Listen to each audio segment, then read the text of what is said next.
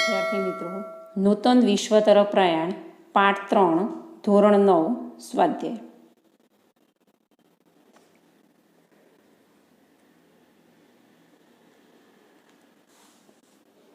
પ્રશ્ન 1. નીચેના પ્રશ્નોના જવાબ મુદ્દાસર આપો. 1. વૈશ્વિક મહામંદી ઈસવીસન 1929 થી 1932ની અસરો જણાવો. તો વૈશ્વિક મહામંદી ઈસવીસન 1929 થી 1932ની અસરો નીચે મુજબ હતી. વિશ્વના મોટાભાગના રાષ્ટ્રો પર વૈશ્વિક મહામંદીની અસરો થઈ હતી. વિશ્વની મહાસત્તા ગણાતું ગ્રેટ બ્રિટનને પોતાના ચલણ પાઉન્ડ સામે અનામત રૂપે સોનાનો જથ્થો રાખવાની નીતિ ત્યજવી પડી. ગ્રેટ બ્રિટનના આ પગલાંની અસર વિશ્વના અન્ય રાષ્ટ્ર પર પડી. અમેરિકા જેવા સમૃદ્ધ રાષ્ટ્રમાં આર્થિક મંદીનું મોજું ફરી વળ્યું. અમેરિકામાં અનેક કારખાના તેમજ ઉદ્યોગ ધંધા પડી ગયા. અમેરિકામાં લાખો કામદારો બેકાર બન્યા. વૈશ્વિક મંદીએ અમેરિકાની અર્થવ્યવસ્થાને નબળી પાડી. દેશની આર્થિક સ્થિતિને બગડતી અટકાવવા અમેરિકાને કડક નિયંત્રણો લાદવા પડ્યા. વિશ્વના આંતરરાષ્ટ્રીય વેપાર અને ઉદ્યોગો મંદીની અસર નીચે આવ્યા. વિશ્વનો વેપાર ઘટીને અડધો થઈ ગયો. હવે 2. દ્વિતીય વિશ્વયુદ્ધના ઉદ્ભવ માટે જવાબદાર પરિબળોની ચર્ચા કરો. તો ઉગ્ર રાષ્ટ્રવાદ. દ્વિતીય વિશ્વયુદ્ધ પછી જર્મની, ઇટલી અને જાપાનમાં રાષ્ટ્રવાદે ઉગ્ર અને આક્રમક સ્વરૂપ ધારણ કર્યું. જાપાને પણ સામ્રાજ્યવાદી નીતિ અપનાવી. લોકોમાં ઉગ્ર રાષ્ટ્રવાદ વિકસાવી તેમને યુદ્ધ માટે તૈયાર કર્યા. પરિણામે વિશ્વ શાંતિ જોખમાઈ. જૂથબંધીઓ પ્રથમ વિશ્વયુદ્ધ પછી ફ્રાન્સને જર્મનીનો ભય હોવાથી તેણે બેલ્જિયમ, પોલેન્ડ, રૂમાનિયા અને ઝેકોસ્લોવેકિયા સાથે મૈત્રી કરારો કર્યા. ઇટાલીએ ઝેકોસ્લોવેકિયા, યુગોસ્લાવિયા, રૂમાનિયા, હંગેરી, તુર્કી, ગ્રીસ અને ઓસ્ટ્રેલિયા સાથે કરાર કર્યા. ઇટાલીએ જર્મની અને જાપાનના સહયોગથી રોમ, બર્લિન, ટોક્યો ધરીની રચના કરી. હવે બીજા પાના પર આનો અધૂરો પ્રશ્ન જોઈશું. જવાબ.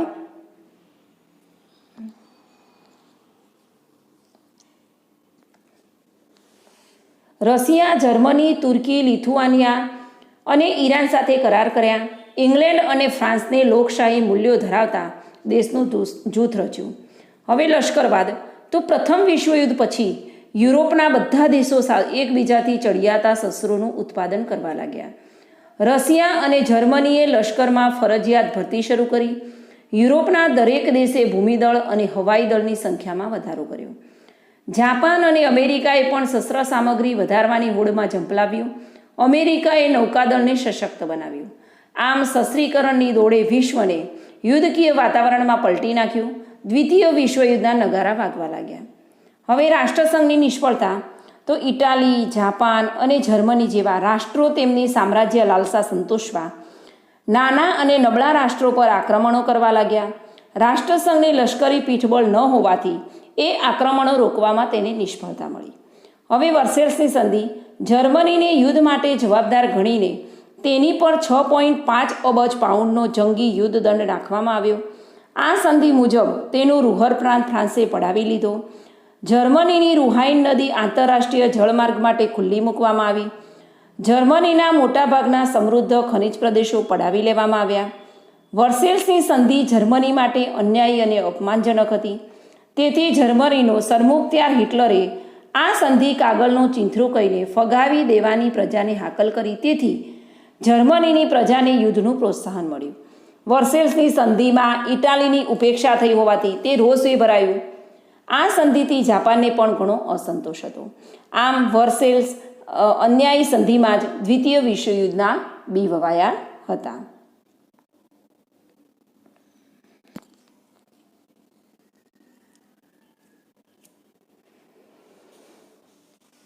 હવે 6.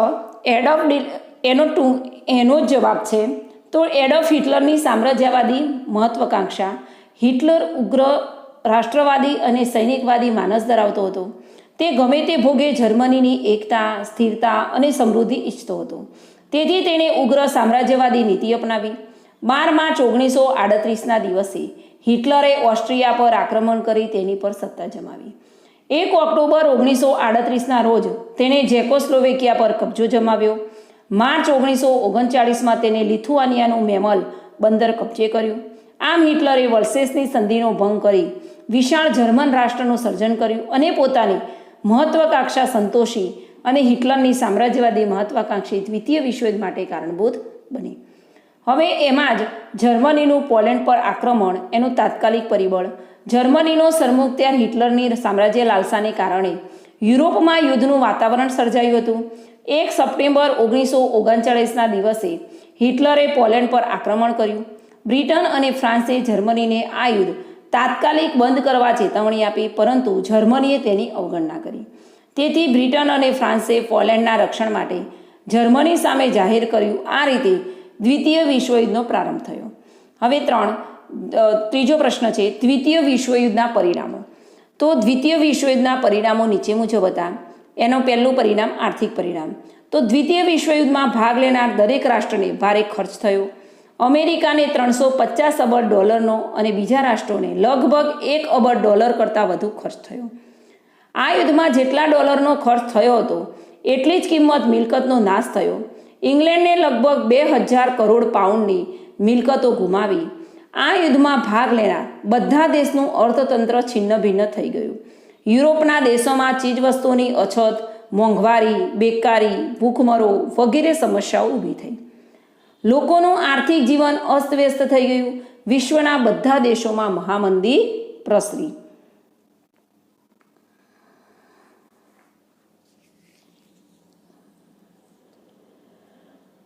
હવે વિશ્વયુદ્ધના પરિણામોનો જ બીજો મુદ્દો છે ચીનમાં સામ્યવાદી સરકારની સ્થાપના.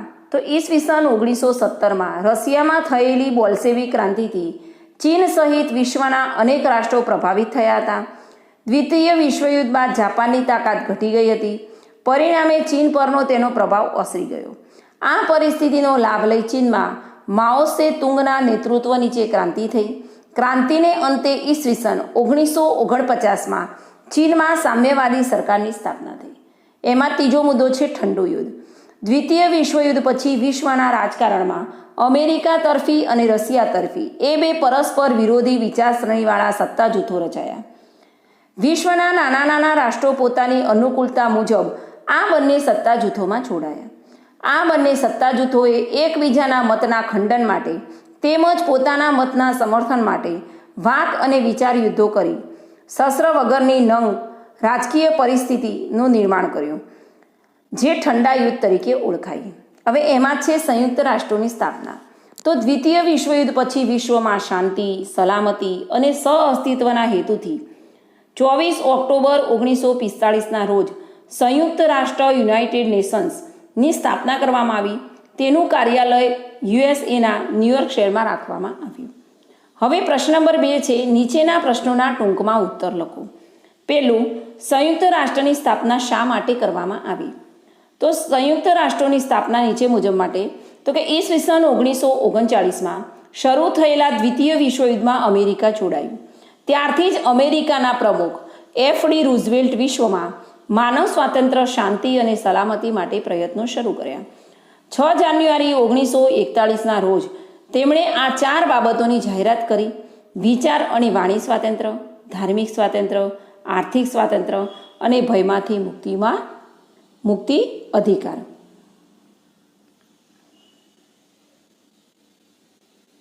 હવે એનો જ અધૂરો પ્રશ્ન છે કે 4 ઓગસ્ટ 1941ના રોજ પ્રમુખ રૂઝવેલ્ટ અને બ્રિટનના વડાપ્રધાન ચર્ચિલે ચર્ચા વિચારણાને અંતે 8 મુદ્દાઓનો એટલાન્ટિક ખતપત્ર બહાર પાડ્યું.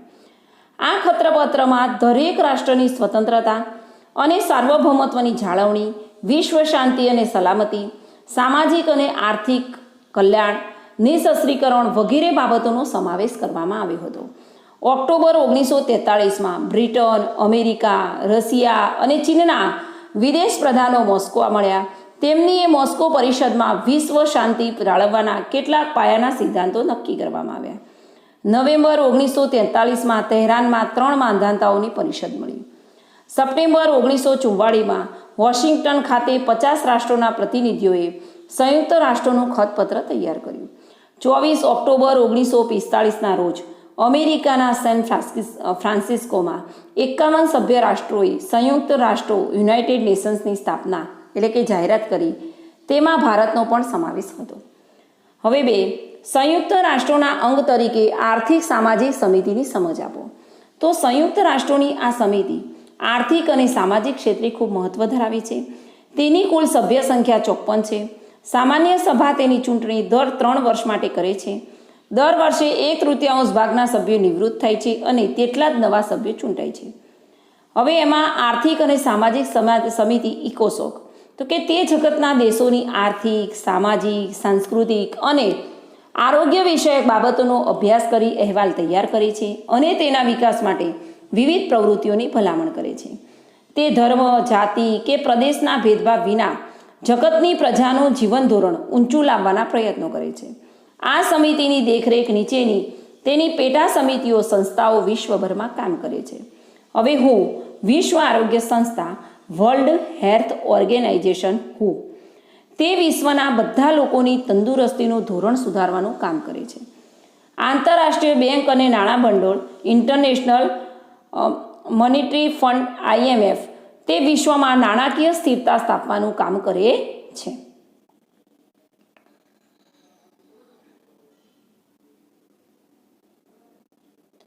હવે એનો અધૂરો પ્રશ્ન જવાબ છે તો કે FAO, આંતરરાષ્ટ્રીય અન્ન અને કૃષિ સંસ્થા, food and agriculture organisation FAO, તે દુનિયાના બધા દેશોમાં કૃષિ ઉત્પાદનો, જંગલો, માછલીઓ વગેરેનું ઉત્પાદન વધારવાનું તેમજ પોષણનું ધોરણ ઊંચું લાવવાનું કામ કરે છે. હવે યુનિસેફ, સંયુક્ત રાષ્ટ્રોનું બાળકો માટેનું આકસ્મિક મદદ ભંડોળ, United Nation International Children's Emergency Fund UNICEF, તે વિશ્વના બાળકોનું સ્વાસ્થ્ય સુધારવા, પૌષ્ટિક આહાર અને બાલ કલ્યાણની પ્રવૃત્તિઓ કરે છે. હવે યુનેસ્કો, સંયુક્ત રાષ્ટ્રોની શૈક્ષણિક, વૈજ્ઞાનિક અને સાંસ્કૃતિક સંસ્થા, United Nation Educational Scientific Circular Organisation UNESCO, તે દુનિયાના બધા દેશોમાં શૈક્ષણિક, વૈજ્ઞાનિક અને સાંસ્કૃતિક પ્રવૃત્તિઓ દ્વારા આંતરરાષ્ટ્રીય સહકાર વધારવાનું કામ કરે છે. હવે પ્રશ્ન નંબર 3 છે, ટૂંક નોંધ લખો. પહેલી, સંયુક્ત રાષ્ટ્રોની સલામતી સમિતિ. તો સલામતી સમિતિ, સિક્યોરિટી કાઉન્સિલ એટલે કે સંયુક્ત રાષ્ટ્રોનું સૌથી મહત્વનું અંગ છે. તે સંયુક્ત રાષ્ટ્રોની કારોબારી છે. તે 15 સભ્યોની બનેલી છે, જેમાં USA, રશિયા, બ્રિટન, ફ્રાન્સ અને ચીન આ 5 તેના કાયમી સભ્ય છે અને બાકીના 10 બિનકાયમી સભ્યો છે. સલામતી સમિતિ વિશ્વમાં શાંતિ અને સલામતી જાળવવાનું કાર્ય કરે છે. આ માટે તે ચર્ચાઓ કરે છે. ચર્ચાને અંતે 5 કાયમી સભ્યો સહિત ઓછામાં ઓછા 9 સભ્યોના મતથી ઠરાવ પસાર કરવામાં આવે છે. સંયુક્ત રાષ્ટ્રના બંધારણ 5 કાયમી સભ્યો ઠરાવનો નિષેધ કરવાનો અધિકાર આપ્યો છે. એ અધિકારને નિષેધાધિકાર એટલે કે વીટો પાવર કહેવામાં આવે છે. આંતરરાષ્ટ્રીય શાંતિ અને સલામતી જાળવવા માટે સલામતી સમિતિને વિશાળ સત્તાઓ આપવામાં આવી છે. એ માટે સંયુક્ત રાષ્ટ્રના સભ્ય રાષ્ટ્રો સાથે વાટાઘાટો કરે છે. સભ્ય રાષ્ટ્રો વચ્ચે યુદ્ધ થયું હોવાથી તે લવાદી કે વાટાઘાટો તેનો અંત લાવવા પ્રયાસો કરે છે. હવે 2 છે, સંયુક્ત રાષ્ટ્રોની સામાન્ય સભા. તો સામાન્ય સભા જનરલ એસેમ્બલી સંયુક્ત રાષ્ટ્રોનું સૌથી મોટું અંગ છે. તે બધા સભ્ય રાષ્ટ્રો પ્રતિનિધિઓની બનેલી છે.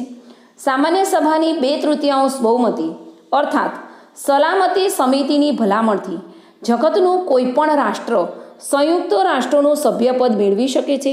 દરેક રાષ્ટ્ર સામાન્ય સભામાં પોતાના 5 પ્રતિનિધિઓ મોકલી શકે છે, પરંતુ દરેક રાષ્ટ્રને એક જ મત આપવાનો અધિકાર છે. હાલમાં ઈસવીસન 2016માં સામાન્ય સભામાં સભ્યોની કુલ સંખ્યા 193 છે. સામાન્ય સભા કોઈ સામાન્ય બાબત પર સાદી બહુમતીથી ઠરાવ પસાર કરે છે, પરંતુ મહત્વના પ્રશ્ને હાજર રહેલા સભ્ય રાષ્ટ્રોની 2/3 બહુમતીથી ઠરાવ પસાર કરવામાં આવે છે. હવે એના મુખ્ય કાર્યો છે. આંતરરાષ્ટ્રીય સંબંધોની લગતી કોઈ પણ બાબત પર સામાન્ય સભા ચર્ચા કરી સલાહ, સૂચનો કે ભલામણ કરે છે. દર વર્ષે સંયુક્ત રાષ્ટ્રોના મહામંત્રીએ રજૂ કરેલા અંદાજપત્રને મંજૂર કરે છે અને સંયુક્ત રાષ્ટ્રોના દરેક અંગના ખર્ચની રકમોની ફાળવણી કરે છે. 3. વિશ્વના રાષ્ટ્રના આર્થિક વિકાસ, માનવ અધિકાર, નિઃશસ્ત્રીકરણ તેમજ વર્તમાન સમયના આંતરરાષ્ટ્રીય પ્રશ્નોનું નિરાકરણ વગેરે બાબતો અંગે સામાન્ય સભા કામ કરે છે. તે સંયુક્ત રાષ્ટ્રોના વિવિધ અંગોના સભ્યોની ચૂંટણી કરે છે. તે દર વર્ષે પોતાના પ્રમુખ અને ઉપપ્રમુખની ચૂંટણી કરે છે. સામાન્ય સભાને વિશ્વની સંસદ, વર્લ્ડ પાર્લામેન્ટ કહી શકાય. સામાન્ય સભાનું વડું મથક ન્યુયોર્કમાં છે. હવે પ્રશ્ન નંબર 4, એક વાક્યમાં જવાબ આપો. 1. દ્વિતીય વિશ્વયુદ્ધ થવા પાછળ કઈ સંધિ જવાબદાર હતી? તો જવાબ, દ્વિતીય વિશ્વયુદ્ધ થવા પાછળ ઈસવીસન 1919માં થયેલી વર્સેલ્સની સંધિ જવાબદાર હતી. 2. જર્મનીનો સરમુખત્યાર કોણ હતો? તો જવાબ, એડોલ્ફ હિટલર જર્મનીનો સરમુખત્યાર હતો. 3. ઇટાલીના સરમુખત્યારનું નામ આપો. તો જવાબ, ઇટાલીના સરમુખત્યારનું નામ બેનિટો મુસોલિની હતું. 4.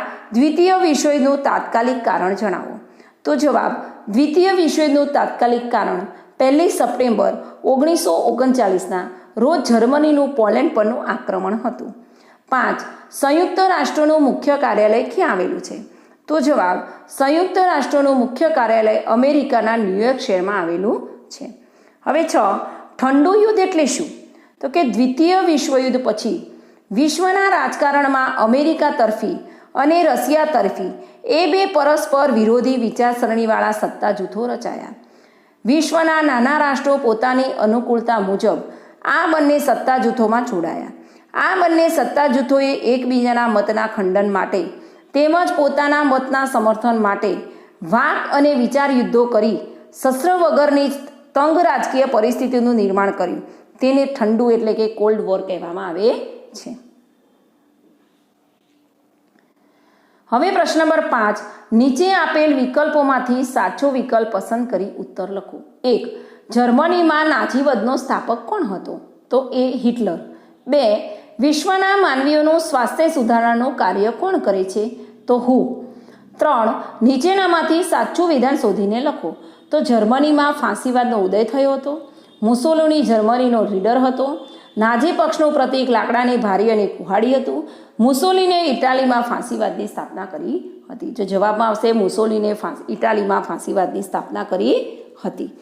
હવે મોટા પ્રશ્નો, ટૂંકા પ્રશ્નો, ટૂંક નોંધો અને એક વાક્યમાં જવાબ અને વિકલ્પો. આ પ્રશ્નોના જવાબો સ્વાધ્યાયના છે. એને વિડીયો બરાબર સાંભળવો અને પાકા કરવાનો પ્રયત્ન કરવો.